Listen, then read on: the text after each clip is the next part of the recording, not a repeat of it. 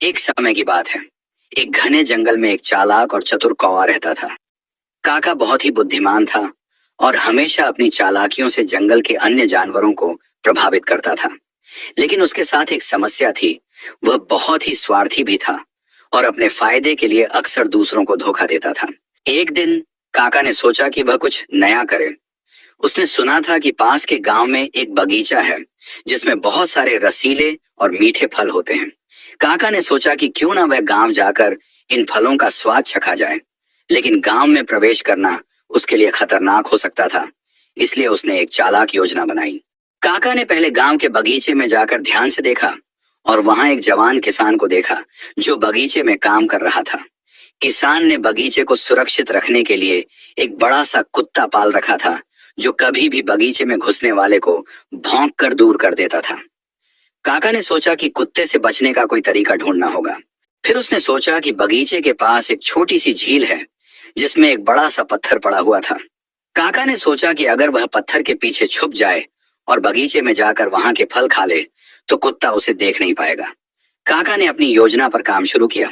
वह एक शाम को झील के पास गया और पत्थर के पीछे छुपकर कुत्ते की आवाज सुनने लगा।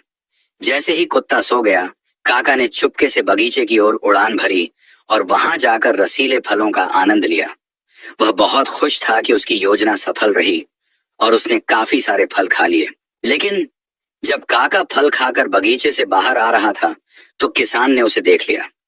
किसान ने तुरंत समझा कि काका चतुर और चालाक कौवा है जो उसके बगीचे में घुसा है।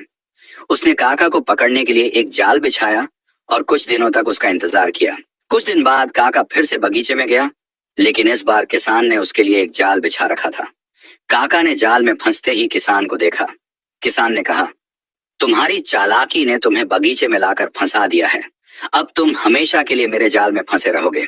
काका ने अपनी गलती समझी और किसान से माफी मांगी। उसने वादा किया कि वह भविष्य में किसी भी बगीचे में चोरी नहीं करेगा और हमेशा ईमानदारी से काम करेगा। किसान ने उसकी माफी स्वीकार कर ली और काका को जाल से बाहर निकाल दिया, लेकिन उसे बगीचे में जाने की अनुमति नहीं दी।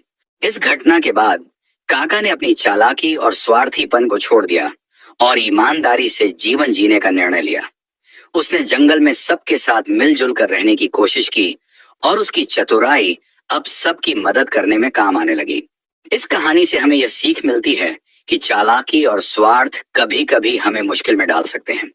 ईमानदारी और दूसरों की मदद करना ही सही मार्ग है और इससे हम सभी के बीच सच्चे संबंध बना सकते हैं।